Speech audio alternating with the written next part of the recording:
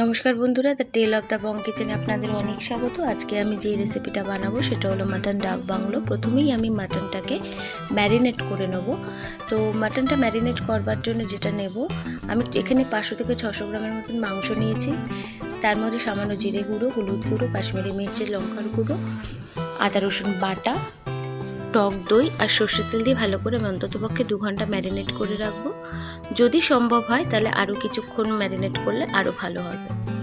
আচ্ছা, এবার আমি রান্নায় চলে আসি। আমি প্রথমেই একটা মশলা বানিয়ে নেবো। মশলাটার জন্য যেগুলো নিয়েছি সেটা হচ্ছে গোটা ধনে, গোটা জিরে, এলাচ, বড় এলাচ, দারচিনি, লবঙ্গ, গোলমরিচ, সাদা গোলমরিচ, এইগুলো, শুকনো লঙ্কা এবং তেজপাতা, এগুলোকে আমি হালকা শুকনো খোলায় ভেজে আমি গুঁড়ো করে রাখবো।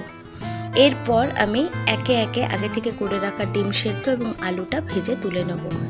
এরপর আমি কড়াইতে তেলের মধ্যে পেঁয়াজটা দেব, দিয়ে ভালো করে লাল লাল করে ভেজে তারপরে এর মধ্যে আদা রসুন বাটা, সামান্য একটি কাশ্মীরি মির্চ আর টমেটো দিয়ে আমি মশলাটাকে ভালো করে কষাতে থাকবো এবং এর মধ্যে নুনও স্বাদ মতো আমি অ্যাড করে দেবো।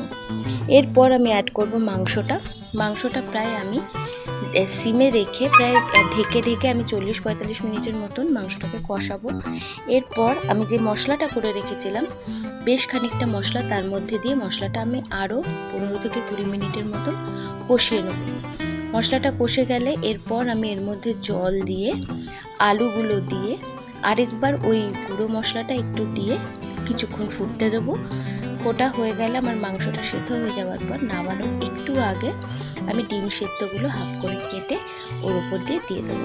তাহলে আমার রেডি হয়ে যাবে মাটন ডাক বাংলো। আপনাদের যদি আমার রেসিপি ভালো লেগে থাকে অতি অবশ্যই লাইক, শেয়ার এবং কমেন্ট করতে ভুলবেন না। নমস্কার বন্ধু।